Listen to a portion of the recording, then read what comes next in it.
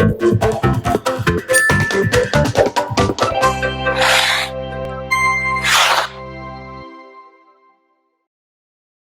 hi there, Loy Machedo. This video from loymachedo.com, and it was Loy Machedo. Today, the date is May 3rd, 2016. Time right now is 2:55 the afternoon. Okay, I got this question from somebody. Okay, we'll not take their name anyway. So the question is, Loy, why are you such an asshole? Okay, interesting stuff. I like these questions. I really like these questions because they're very honest. They're very honest. They're very raw. They are what people want to say. What do you want? Okay, why are you licking me? Licky picky, licky nice. Nice dog, is she? Sure. You also want to be petted. Which want to be petted? Okay, both want to be. Okay, so the question is, why am I an asshole? And I'll tell you. Okay, the fact of the matter is, yes, you're right, I am an asshole. Now, why is it that I am an asshole? Why is it that I choose to be one?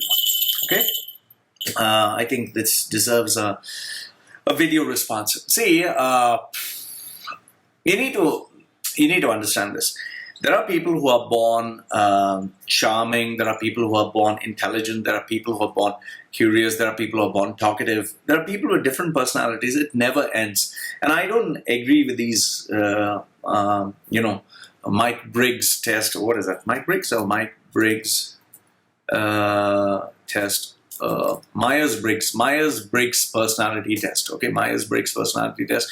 All these personality tests, I don't believe in them because you can't compartmentalize 7 to 8 billion people on this planet into 16 categories. Myers-Briggs test. It's like all these personalities come as a horoscope. So everyone's unique. There are millions of combinations. Just like Subway says that you can have 2 million combinations with, just those 16, 17 ingredients. So in the same way, we have so many emotions, so many feelings, so many personality traits that we can just about become anything. So when I was born into my family, which was a very reserved, very conservative, very backward, kind of abusive family, where my mother was always focused on her money, security, on herself. She was not actually a very qualified mother, so to speak. And then my stepfather, Frederick Pinto, he was an absolute jackass, an asshole, a complete loser, a dickhead, abuser, child beater, and career-wise, he was a failure. So even though he was getting good money, he only worked as a clerk. So he, on the other hand, wanted to, he used to beat the hell out of me because I would remind him of my mother's, that is, he married my mother's first husband. So I was the reminder, the epitome, the symbol that she had married someone else. So he used to beat the living daylights out of me. And he had a stepson. He had his son, my half-brother, who was Leslie. And he used to, take care of him, love him. I never think he beat him. He never beat him. But he used to beat the living daylights out of me. So, I was brought up as this unwanted child, this mistake, this absolute mistake in society. In fact, I used to sleep in the hall room while my brother, mother, and father used to sleep in the bedroom. I was made to sleep on the floor. I was raised getting used to that. My grandmother used to sleep there, and he used to get all these favorable stuff. So what I'm trying to tell you is not trying to complain of my childhood, but I was not guided properly. So I had a massive identity crisis. I didn't know who I was. And every time in school, I used to see these boys who were very popular, used to get good stuff from their parents. Many of them, like this guy whose name was Nishad and Sergeant in school, he was the head boy. He was everything. And I always dreamed that one day I could be even a prefect, which they never made me because I was useless. I was bad at studies. I was bad at everything. And then these other boys who were like the cool guys, like Rainer and all that, they had, their parents giving them listen to, great video collection, DVDs, not that, audio collection, just listen to cool music. And I was like, wow, I could never have this, they start posters and so many other things, like comic books. So I never had all these things, and I really wanted it.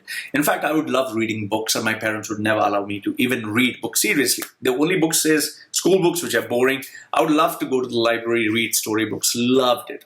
So I, trying to give you a background. So I was, just trying to discover who I was. And I still didn't fit into any group, so I didn't have their personality. I tried to fit into different groups, I could not fit in. And then as I came out of school, I went to college. College also, I dropped out. I couldn't finish it. So I was a failure in school. I failed in college. And by the time I was lost, I was like, what? I only would get along with people who are far more elder to me, people who I'd see as a father figure. That's why in St. Aloysius College, when I went for that stint of 9 months, I was close to the warden, who was the most feared, Father Lawrence Castellino. I would get along with people who were like these father figures. So throughout my life, I tried to discover who I was. I couldn't find out. And then, as I moved into the working life, again, I was always having an identity crisis. I tried to fit into jobs. I never could fit in. My first job was a shopkeeper. And so, throughout my life, I was this guy who was an outcast trying to fit in. So then I started reading these books, which were like Tony Robbins' Tony Robbins' Unlimited Power, Awaken the Giant from Within, and then Napoleon Hill's Think and Grow Rich, Dale Carnegie's. I was reading all these books, trying to see if I could pick up something, but still there was an identity crisis.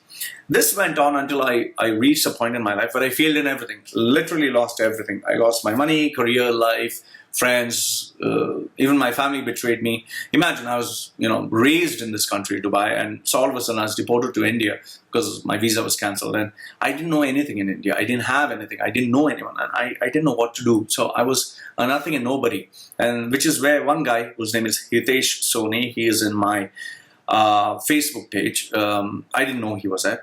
He met me accidentally in Bombay when I landed there, and he gave me some cash and he said, "Look, this is all I can spare for you. Go down to India." So I was like grateful to him, and he told me, "Sorry, go down to South India, Kerala," and that's where I went to actually kill myself, suicide, and so don't want to get into that. So when I did come back, I still had this identity. Who am I? What am I? Because I realized now, I didn't fit into this corporate world. I didn't fit into so many things. So there's so many questions. And, when you reach a point of death, when you're about to kill yourself, that is where you really reach a point of, so now who am I? Who am I? And, I wanted to kill myself, but I said, okay, fine, let me enjoy the last minute, last meal, last sleep, whatever. And because I enjoyed the last meal and because I enjoyed the last sleep, I said, okay, fine, let me enjoy one more day before I kill myself. And that went on. So finally I realized that, okay, fine, I will enjoy each and every day of my life, otherwise I'll kill myself. So that was a principle.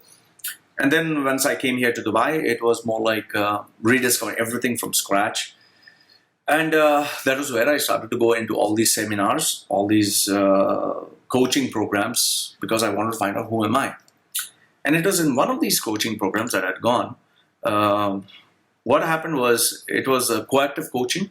It was a session whereby it was kind of a self-discovery thing. They take you to a dark side. They dig out the sides of you. So they'd given us an assignment. And after the assignment, when we came back the following day, we were supposed to give a response. How was the session? What did we feel? And everyone was talking. We sit around in a circle.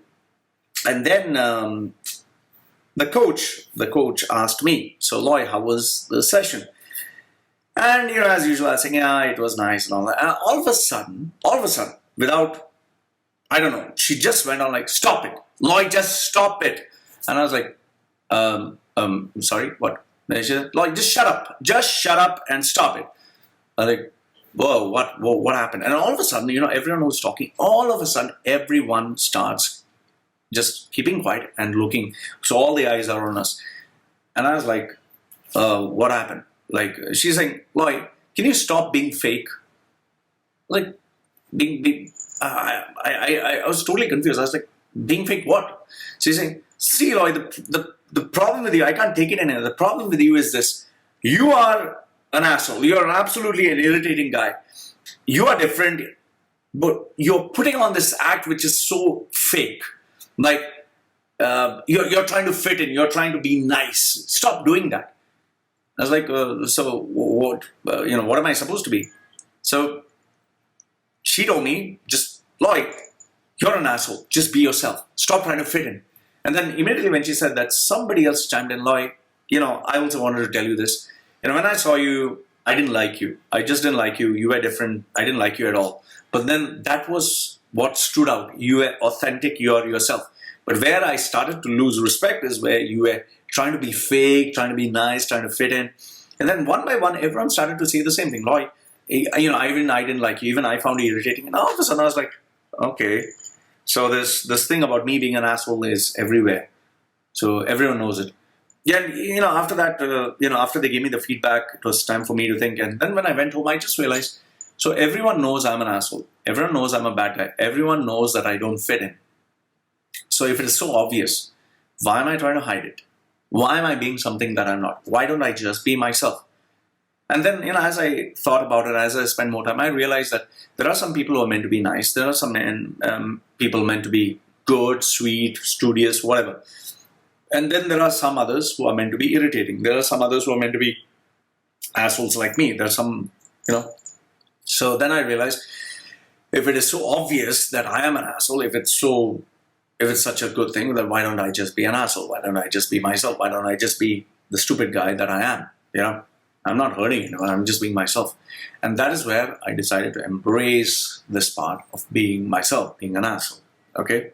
And that in turn led the discovery for me to be the person that I am. My brand that is being controversial. First, controversial is I always like to do things differently. Charismatic. You see me once, you never forget me. And communicative. I love to talk. I love to express. So that became part of my personality. And I'm selfish, self-centered, self-loving, self-everything. Me. The world revolves around me. So that is where I discovered. So what I'm trying to tell you is, this me being an asshole is me being true to myself, me being true to my brand, me being just genuine. I'm not trying to put on an act. It is who I am.